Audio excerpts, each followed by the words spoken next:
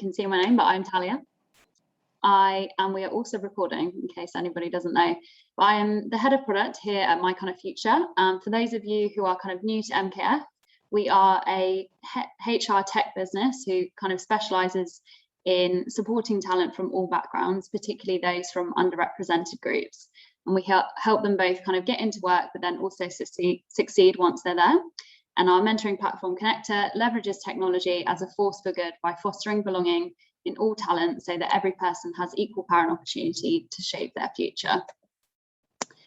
But what are we covering today? So we have our two fabulous experts to chat to you all. We'll be learning about the kind of behavioural science of mentoring from Owen, and then more of the practical side of implementing mentoring programs from Rita. And there'll be two opportunities for Q&A, so please type your questions as you go into the chat function, and Hannah will manage that once we get to those sections.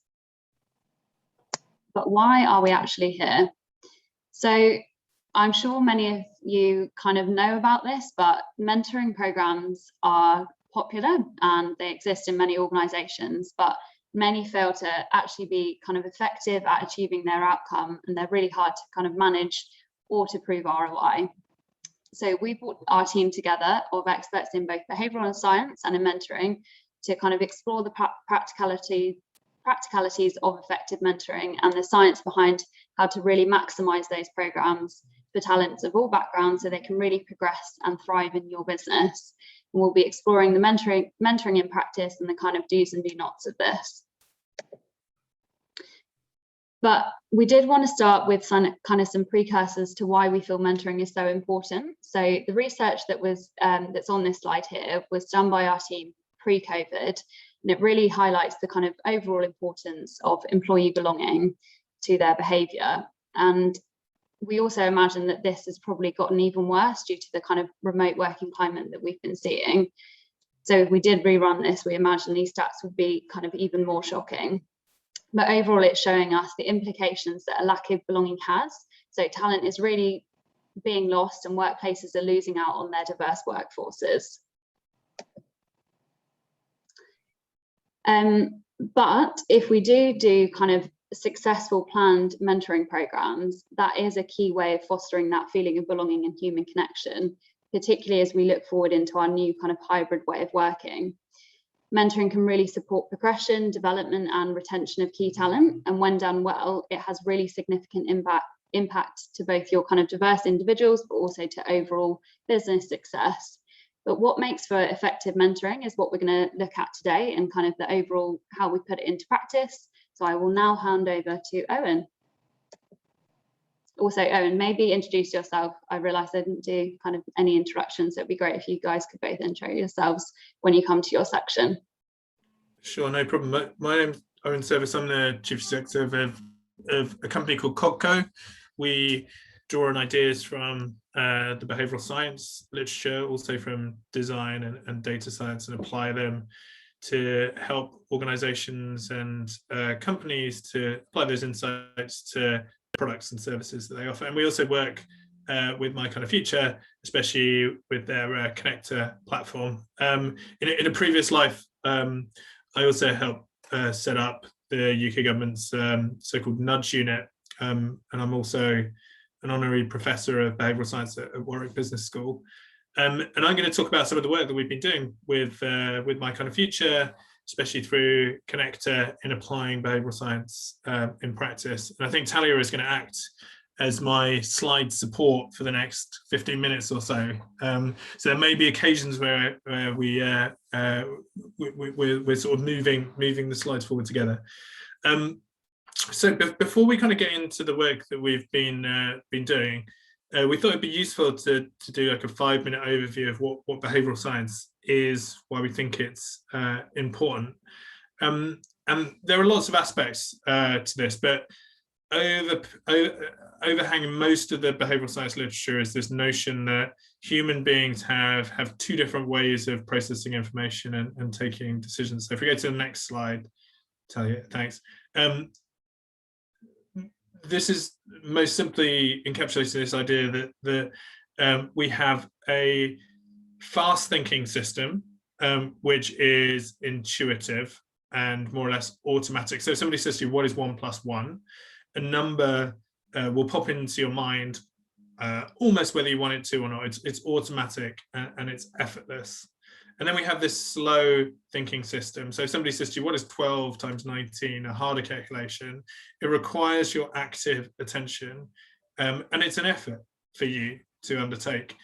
And the reason this is important is that most of the time when we're thinking about designing systems and processes, we're imagining that people are giving those systems and processes their active thought and attention. They're using their slow thinking, more reflective system. But it turns out that most of the decisions we take, maybe 95% plus of the decisions that we take in our everyday lives are taken in using this more intuitive, fast thinking system. And some people characterize that as a negative thing. They talk about the difference between a kind of Homer Simpson brain, the fast thinking system brain that reaches for a can of beer and a burger, and then a sort of Dr. Spock slow thinking brain. But that kind of characterization, it sort of misses this notion that actually this fast thinking system enables us to take lots of complex decisions in our everyday lives throughout the day, which prevents us from breaking down through masses of information. So there are some real benefits in this intuitive automatic system. If we go on to the next slide, because of this sort of notion of there being fast and slow, these two systems is known as dual process theory.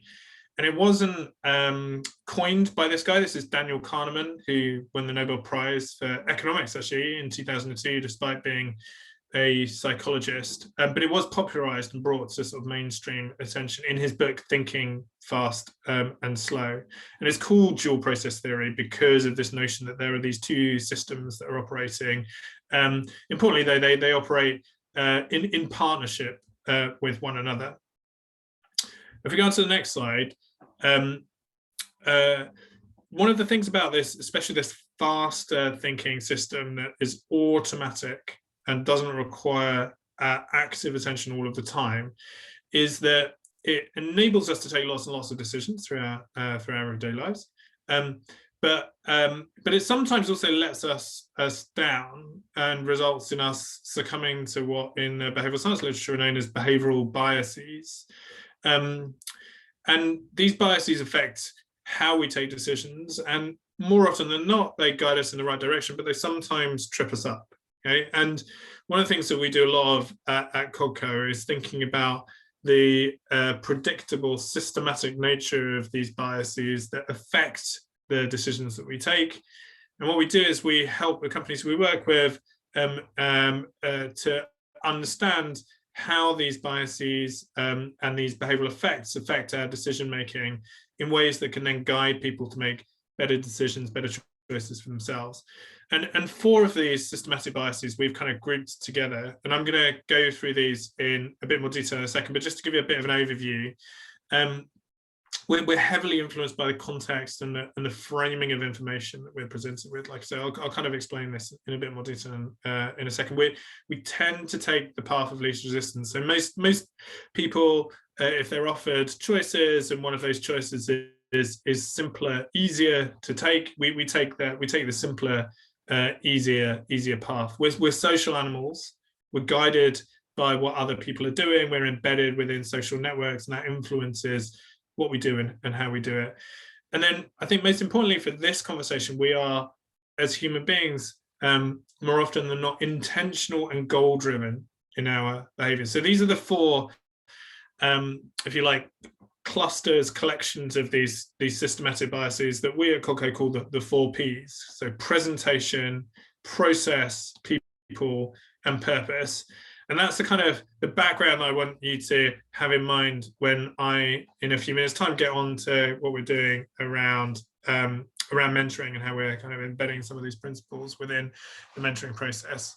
But I'll just kind of talk a little bit more about each of them in turn. So if we go on to the next slide, then ordinarily, I could talk for hours about each of these different elements in turn, but I'm going to give a kind of 1-minute overview of each one. So the first is like presentation. We are heavily influenced by context. Okay, I'll give you a couple of illustrations of how this is the case. So one of the really interesting elements of this contextual influence upon our decision-making processes, and going back to what I was saying before, that kind of fast, automatic way in which we take a lot of our decisions, is that human beings, all of us, often we like to think that we're taking decisions based on objective criteria. So if we're going into a coffee shop, for example, and we're buying a cup of coffee, we like to think that we will order a coffee based on how much coffee we might want to consume, whether it's small, medium, or large. But studies and experiments show that what we actually do is we understand the configuration of the presentation of those choices, and we tend towards making those choices regardless of how much actual coffee is contained within it. So in a coffee shop context, the result of that is that most people tend towards ordering a medium-sized cup of coffee. But if you then make all of the cups of coffee bigger, such that the medium cup of coffee is now the same size as the large cup of coffee in another presentation, we still go for the middle one. Okay, so we're making our decisions in these contexts relatively rather than based on their objective criteria. And I could give you hundreds of more examples of this kind of influenced by context. So that's the first P, presentation. The second P, process. So I mentioned this just now. We take the path of least resistance. So I often say, if you want to influence somebody's behavior, you want them to do the thing that you want them to do, then think about how you can make it easy for them to do the thing that you want them to do. So in a past life, I did a lot of work around things like pension regulation. And one of the things that the UK government has introduced that we all now know about is automatically enrolling people onto pension plans. Okay, after many decades of encouraging people to take out pensions by assuming that incentives are going to guide that behavior by reducing the tax liability, it was recognized that if you just make it really easy for people to get a pension by automatically enrolling them onto a pension plan, which is good enough for them, then very few people end up opting out. So those sorts of what we call in the behavioral science world, those default mechanisms end up being really powerful. But in essence, they're all about making it easy for the individual to do the thing that is in their own self-interest and which you may wish them to do at an organizational level. So that's the second P, process. The third P is people. So, and I think that often we recognize this, but we sometimes forget about it in the context of the systems, the processes that we are designing. We need to recognize we're all of us, we're social animals, and that means many different things. But one thing it means is that when we see somebody else doing something, we are more likely ourselves to do that thing ourselves. So in my previous life, for example, I did a lot of work around things like tax collection, where we discovered that if you tell people how many other people are paying their tax on time, more people end up paying their tax. Another example of this same phenomenon is if you're on holiday. Now we have potentially the opportunity to go and do this ourselves. We might be on holiday somewhere. We might see two restaurants side by side. One of them's got lots of people and is bustling. The other one's got no one at all eating there. Which one do we go for? We go for the one that seems to be busier, because the social activity is sending a cue as to the quality of that establishment and our likely enjoyment. So we are social animals. We're embedded within social networks. We're influenced by what other people around us are doing, and that has real effects upon the decisions we make. And then the final P, like I said, this is kind of the most important in the context of mentoring. All of us as human beings, as individuals, as decision makers, have some element of intentionality about the work that we're doing. We're also influenced by the extent to which we set ourselves goals in our lives. And in fact, it turns out that just setting a goal itself has an influence upon our likely activity. But the systematic biases creep into this too. So Talia, if we go to the next slide, this is quite a playful study that continues my my coffee shop theme to this talk, but it illustrates a really important point, which is that we are more likely to undertake activities if they are part of an overall goal, especially if it's kind of broken down into more manageable chunks. So for me personally at the moment, an example of this is that I am now starting to kind of run regularly. The only reason I'm doing that is because in a couple of months' time, I have enrolled myself to doing a half marathon. Otherwise, I wouldn't be undertaking the activities that I'm doing. So it's that sense of building up to a goal in my life. And to take us back to coffee shops, you might notice that when you go into a coffee shop, you're often given a loyalty card, which encourages you to collect stamps. And when you fill up the card, you get a free cup of coffee or maybe a slice of cake or something of that kind.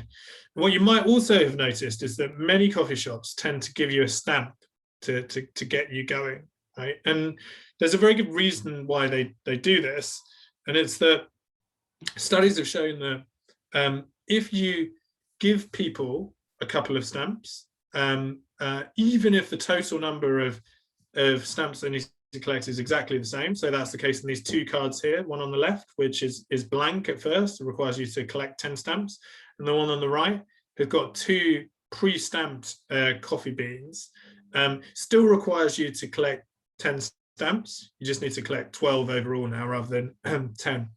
And studies show that when you get those 2 stamps given to you at first, you're more likely to complete the card, and when you do complete the card, it takes you less time. Okay, and it's an important point, which is that it's not just about that sense of progress towards a goal, it's about the feeling of progress as well. So to go back to my half marathon analogy, I've done a few half marathons in the past, not for many years, I should add. But I had 2 very contrasting experiences of running a marathon. My first ever half marathon involved me being right at the back of a group of about 10,000 people. And so there were at least a couple of thousand people that I was marginally faster than.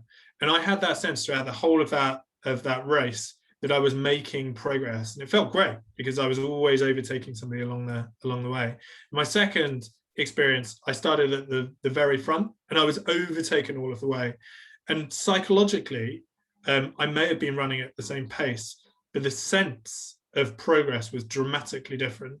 And that might have affected, and the studies show it would have affected my overall performance. So good tip for you if you want to run a faster half marathon time. Start from the back and overtake people as you go through. Anyway, slight distraction from the main theme of the talk.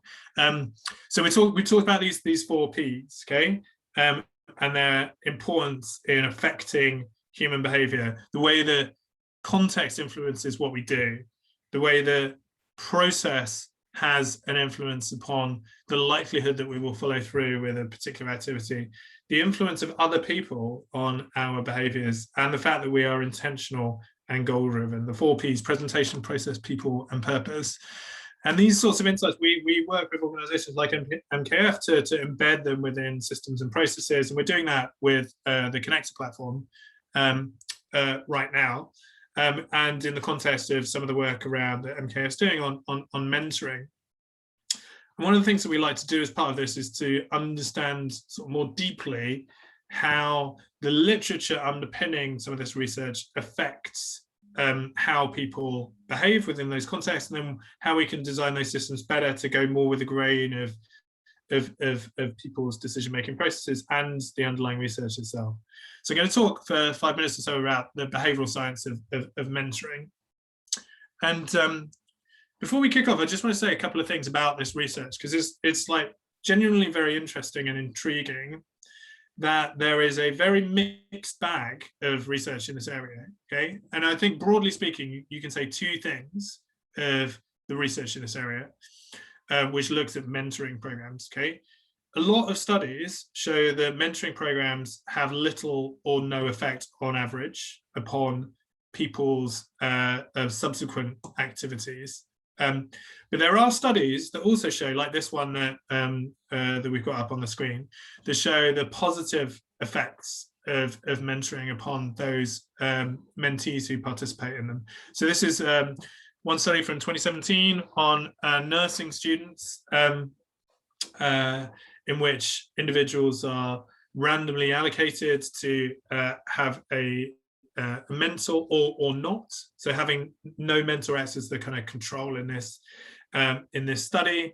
And the research looked at various different aspects of outcome measures in order to find out whether having a mentor for a nursing student would affect their subsequent outcomes around things like, do they feel a real sense of belonging towards the institutions that they belong?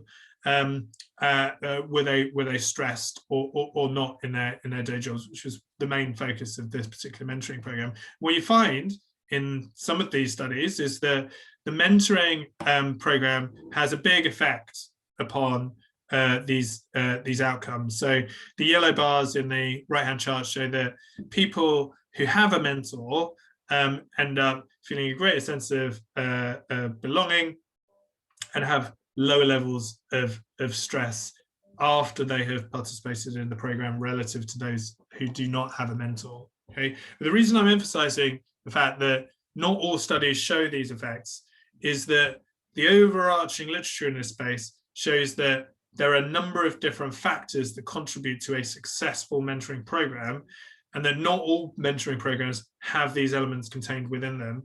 And that's one of the reasons why it's super important to think about not just whether or not you set up a mentoring program, but how you do it, the structure of the process, and perhaps working with organizations like MyKindaFuture who can do a lot of that structuring on your behalf without you having to embed the wider literature and research before you set them up yourselves.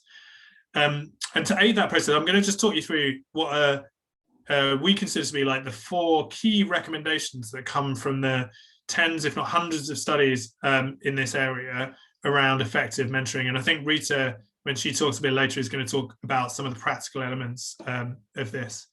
So the first one is like, is a really interesting one. And in some ways, like some of these recommendations are intuitive, but they're often not done effectively. So the first recommendation is really think hard about the matching and the compatibility of mentors and mentees. Okay, you can do this in a number of different ways, but the key element here is it's not just a random process of allocating a mentor with a mentee. Things like your interests and your values are important in considerations in how you do the matching between mentor and mentee. So that's the kind of the first thing, and there are a number of different sub-elements to that show slightly more or less effective elements that come with well-matched programs. And as I say, the research conducted over the past 20 years or so has sort of borne that out. So recommendation number 1 is think hard about how you do your matching and make sure that there are sufficiently strong links between mentor and mentee when setting up your programs in the first place. The second one, and this, again, it seems obvious, it goes back to what I was saying before about purpose and intentionality. Seems really obvious, rarely done in practice, which is make sure that when you're having a program in place, have a clear goal or focus behind what the mentor is doing to support the mentee. Otherwise, all they're doing is having a cup of coffee in, the staff canteen. And in that yellow box, you'll see why. There is a process in the academic literature known as meta-analysis, where you effectively take all of the studies that have been done in a particular area, and then you conduct a program of research that looks at the patterns emerging from those programs to find out what works and what doesn't work. And what that research showed is that the programs that involved mentoring that did not have a clear goal were much, much less effective than those in which the mentor had a clear goal. So more than double the effect size of the programs where there was that clear focus and that goal.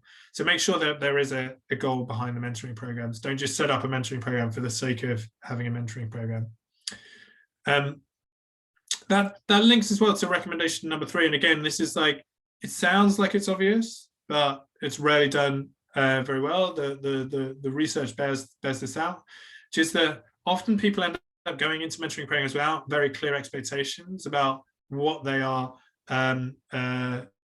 what they're responsible for, what the responsibilities are, how much time might be expected of them. So having really clear expectations helps to then feed through to that recommendation number 2 of what the goal might be too, because one of the expectations should be around setting a goal and a time frame around that goal. And then the 4th recommendation is around, it kind of links to all 3 of these things, which is around measuring outcomes. Okay, so you can get all 3 of those first 3 recommendations in place, but if you're not tracking what's actually happening at an organizational level, you quite often find that the mentoring program will flag and dissipate. So having a kind of clear sense of what it is that your mentoring programs are actually trying to achieve, encouraging mentors and mentees to work towards that goal, but also like measuring what actually happens in practice, so that you can learn from what seems to be working and then build that into your future programs, is another key recommendation. So I'm gonna stop there, other than to just say we think that this approach to building into systems and processes at a general level, an understanding of how human beings, all of us, take decisions and practices is really important. And then when it comes to mentoring specifically, we can build in those insights at the core of programs, but also draw on the more specific literature around what seems to work, what seems to be most effective, specifically in relation to mentoring programs. So I'm going to stop there. And I think there's an opportunity for any questions people might have before we move on to Rita's more sort of practically focused insights. Amazing, thank you. Hannah, over to you. Thank you so much, Owen. We've had a few come in, and we do have a 5-minute window for any more that want to be asked forward. So firstly, how can we measure employee belonging? That's a really great question. It actually links to some wider work that Talia and I and the MKF team have been doing. And the short answer is it's actually quite similar to the approach that we've been working on around mentoring. There are lots of what are known as validated scales out there, which are basically survey questions that measure the extent to which an individual engages with the organization that they are a member of. And what we've been doing through the Connectr program and platform is to devise what we call the MKF Belonging Index, which takes these validated survey questions and embeds that within the platform. So the short answer is you use survey questions and you ask those questions at very targeted moments in an employee's engagement with the organization. And that enables you to both measure belonging at specific moments in time, like when they are onboarded within the organization, but also to then track how that might change over time. So do specific programs that an individual engages with, did that increase their belonging within an institution? Does it happen organically as a result of the time within an organization, these other factors? So I think it's a really important area and one that we'll be doing a lot more work on in the future, I think. Perfect, thank you so much, Owen. And then secondly, around the matching piece. So how can you match on kind of the personality and learning style elements? So how are those 2 things measured so that a match is made effectively? So again, there are numerous different answers to this question. They're all based around the specific studies that are underpinning the research in this area. But it comes down to survey-based approaches that are looking for specific traits that an individual might have. So if you're looking to match around those sorts of areas, you need to also then have a way of measuring an individual's response to those kind of questions before that matching activity begins. So obviously it's much more straightforward to match around things like an individual's interests or their demographic background than it is around learning style, but it's not impossible. And if you do it through an online platform like Connectr, it can be done much more simply and straightforwardly than using a paper and pen approach. Great, thanks so much, Owen. And then there's a final one here around goals. So what is a good example, or can you recommend a good example of the length of time to set that goal so that the mentor and the mentee remain engaged with those goals set? Yeah, that is another really great question. And the answer is, of course, that it depends on what the organization really wants to achieve through its mentoring programs. And I would say two things. So first is that you can have a relatively long-term goal. It could be 12 months, it could be as much as 18 months. But if you're going to go down that path, you then also need to have the ability to, what we would call in the behavioral science literature, chunk up that goal into more manageable short-term tasks. Okay, so what the literature says is that if you have a long-term goal, that goal can feel quite distant and quite unachievable if you just sat on that path to achieving this goal that seems like it's a long way off. So if it's going to be like an 18-month goal, you need to think about short-term measures that might get you there along the way, and those individual chunks need to then build up to the whole. But if it's a shorter-term goal, if it's something that's more in the kind of 3-month sort of territory, then you don't need to have that same sense of breaking it down into more manageable tasks.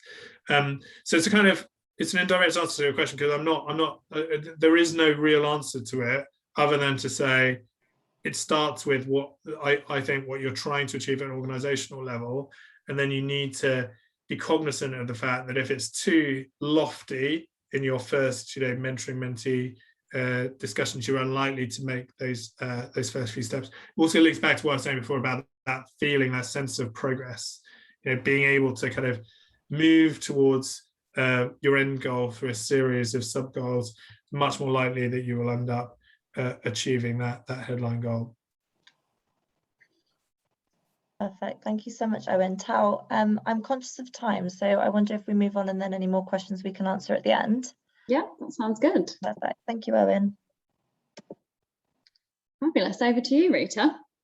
Thank you. That's really interesting. So you've had some of the theory around mentoring and some of the research, and as Owen said, the research is very mixed around mentoring. And I think one of the things, as a practitioner, we would argue is that that's because mentoring isn't always implemented effectively, which I think Owen touched on.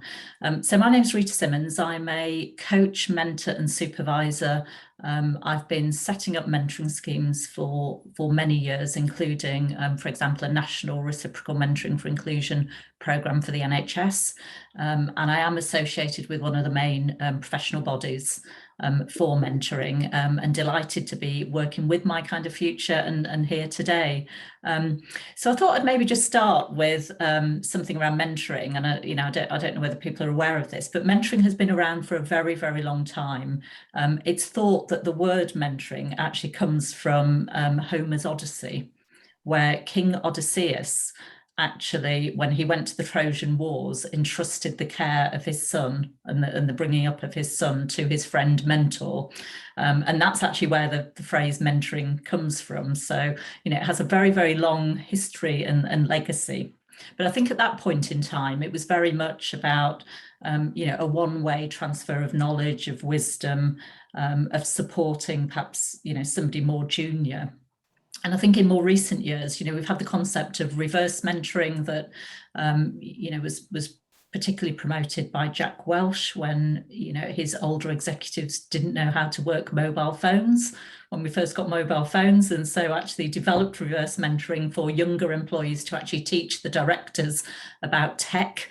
But we're actually now at a place, I think, where, we regard mentoring much more as a mutual learning process. And so a lot of the work I do now is about reciprocal mentoring, co-mentoring, actually recognising that, both parties in the arrangement have a lot to learn. And it is, I think, as Owen's absolutely said, it's about human connection. I strongly believe that change happens one conversation at a time. And that's what makes mentoring such a powerful tool potentially for you in your organisations. So a little bit about, what makes a good mentoring scheme, and some of this, I'll try not to overlap with what Owen was saying, but I think the first thing, which I think he did touch on, is being absolutely clear about why you're doing it, clear in the aims, clear buy-in from the senior leadership. Has been shown to be absolutely critical. And, although there isn't much research, there's quite a lot of practitioner research around that. And then, being clear about training, but also, within the expectations, being really clear about the contract between both parties and exploring that in some depth. And so, for example, on the reciprocal mentoring scheme I work on, we've got quite junior people mentoring, the chief exec, for example. And one of the things we say there is, directors, chief execs aren't used to managing their own diaries. They normally have PAs to do it for them. But in this, we say, it's your responsibility. You don't make arrangements through your PA, because actually that sets up a power imbalance in the relationship. So it's really thinking about some of those some of that context in which people are going to be working and trying to sort of actively address the power differential in that relationship. And again, I think, Owen touched on this, that there is some research by Liz Merrick and Paul Stokes at Sheffield Hallam that actually shows that if mentors and mentees have choice, the relationship is likely to be more effective. So do build that element of choice in, which obviously, the Connectr platform could do for you. And then I think there's also something about recognizing that this is a human interaction, and actually we're all really complex and it may not work. You may think that you've got a good match. So having an easy way to exit the relationship is really, really important. It's what we call in mentoring, the sort of no-fault divorce, and having that built into any mentoring arrangements that you set up is really important. And I think finally, something about, the question was asked of Owen about goals. What I would say is the goals don't have to be transactional. I think people think of goals as, it's got to be something transactional. A goal can be about, I want to fit into the team better. I think you need to think about how you're going to measure that and, what that measure of success is, but it can be about human interaction as well. But at the end of every mentoring session, what we actually encourage people to do is just do that reflection and review. And, it could well be that the goals change. We're in a world where, quite frankly, at the moment, it's difficult to plan 2 weeks ahead, let alone, 12 months. And so, regard the goals as important at the outset, but fluid in terms of that mentoring relationship. So where schemes don't work is where they tend not to have thought about all of those things. And another area, and I have seen this in an organisation where actually the mentoring programme didn't work because the senior leaders took it as, rather than about mutual learning and diversity of thinking, it was about indoctrinating new staff in, this is the way we do things around here. And obviously, if that's the mindset with which people come to the mentoring programme, that's not necessarily going to, deliver good outcomes for the business, for the organisation. So I think, there is something about being very thoughtful in the way that you set up your mentoring scheme, and also thinking about how we measure success. And I think there's success at the individual level. So, we've talked about increased sense of belonging, being positive in terms of retention, in terms of performance, but also success at an organisational level, which takes you right back to your aims. So actually designing the mentoring programme in a way that delivers your objectives. We've talked about the research around matching, and I think, I have a bit of, I absolutely get it in terms of context, but in terms of matching, you may actually choose to match for difference if the objective is to get thought diversity or increase diversity in the organisation. Actually matching people who are similar then isn't potentially going to get you to where you need to be in terms of the objective. So really do keep going back to, what is the aim? Why are we doing this? And focus on, this as a set of human interactions that's actually just going to increase that belonging within your organisation. But, very worthwhile and very transformational if done well is perhaps where I'd end. and very happy to take questions. Amazing, thank you, Rita. Hannah. Thank you so much, Rita. Yeah, so we've had a couple of questions come in. So, excuse me, what are your top common mistakes that businesses make when implementing a new mentoring scheme, if you have to pick the top one? Okay, so I think I think that not being clear about the expectations and the contract and why it's being done, and then I think Owen referred to this as well. You know, it then just becomes people are having a nice chat, which is you know, can be really positive in itself. But I think one of the main things where it goes wrong is where there isn't clarity of purpose. And you know, people aren't clear why they're doing it. There's almost a sort of sense of, well, we should do this because it's obviously the thing to do, but no clarity on actual goals. And then I think you know, if I had to pick another one, I think it would be that thing around organisations going into it not actually valuing or wanting difference, actually using the mentoring to, if you like, impose a single culture. And again, we know from the theory around behavioural economics, but also you know, some more recent thinking around the importance of diversity and diversity of thinking in terms of business outcomes and the potentially catastrophic things that might happen if you don't have that thought diversity. So they would probably be the two main things I've seen where mentoring programs go very badly wrong. Perfect, thank you, Rita. And then the next question is, what are the signs that the mentoring relationship has not served its purpose, or that actually the mentee may need a new mentor? I think one of the signs is that, you know, there isn't progress towards the goal. So you know, I think as I said earlier, you could review the goal and it could change, but actually if there's no action towards a goal and no real sense of progression of the goal, then I think that is a sign. I think another really obvious sign is if people, you know, if people don't show up, if people end up cancelling at short notice, then again, that tells you something in terms of, well, people aren't really valuing this relationship. So I think you know, there's those sort of processy things. If people aren't valuing the time and able and willing to take the time, because everyone's really busy, aren't they? And it's actually about people seeing mentoring as an important part of the work they do and the growth for them personally and for the organisation. So I think they would be some of the signals in terms of, well, this relationship isn't working. I think for those of you managing mentoring schemes, I think the other thing, and I guess the other alarm bell, is if you have lots of people, normally we would advise that there's a central point and a person to go to if things aren't working, you know, and perhaps if things go wrong. And if you're getting lots of people coming back to you saying, well, this isn't working for me, then again, that perhaps is a bit of an indicator that you need to review, you know, how the program's working. Hope that answers your question. Perfect. No, thank you so much, Rita. And kind of looking at that tracking of the progression and actually the feedback from mentees and mentors, this is a two-pronged approach here. So first of all, how can we make it easier to track this this value and how well it's doing? And also, how often should feedback be tracked, would you recommend?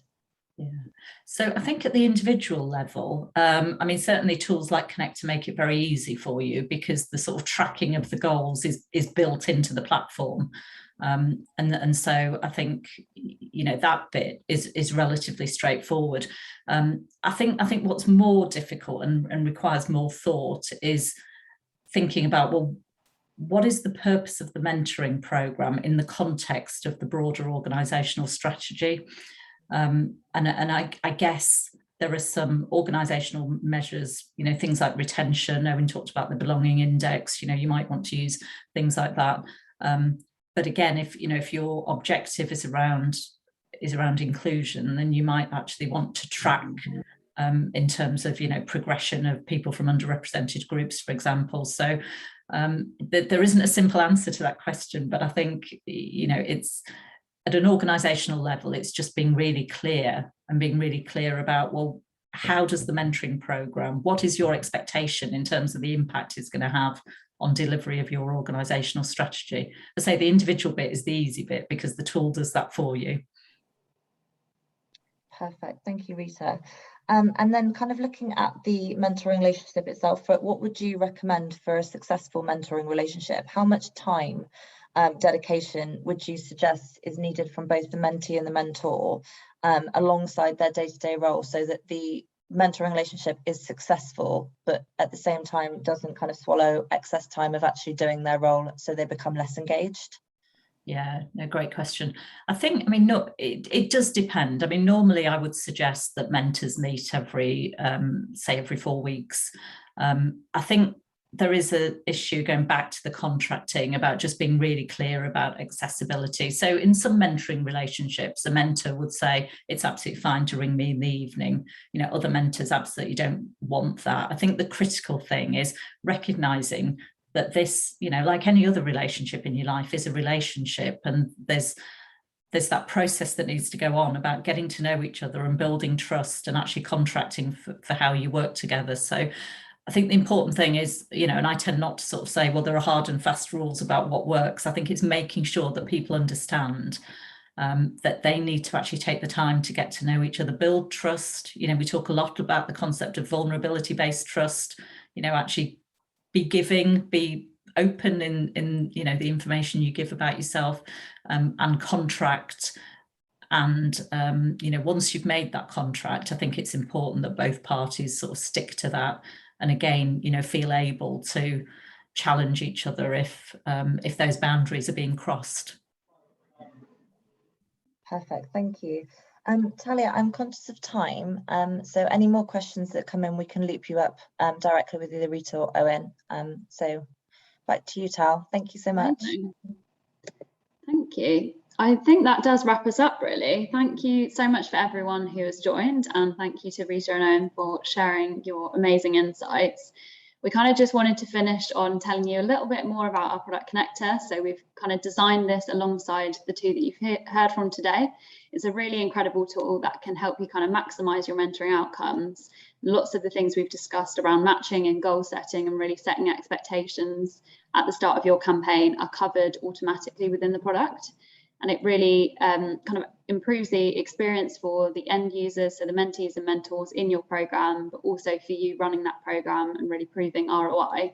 If you want to learn more, feel free to reach out to us. But thank you so much for coming today. And we're also writing a white paper alongside Rita and Owen at the moment that will cover lots of the things we've talked about today, but also other topics specifically on really maximizing your mentoring program and the outcomes.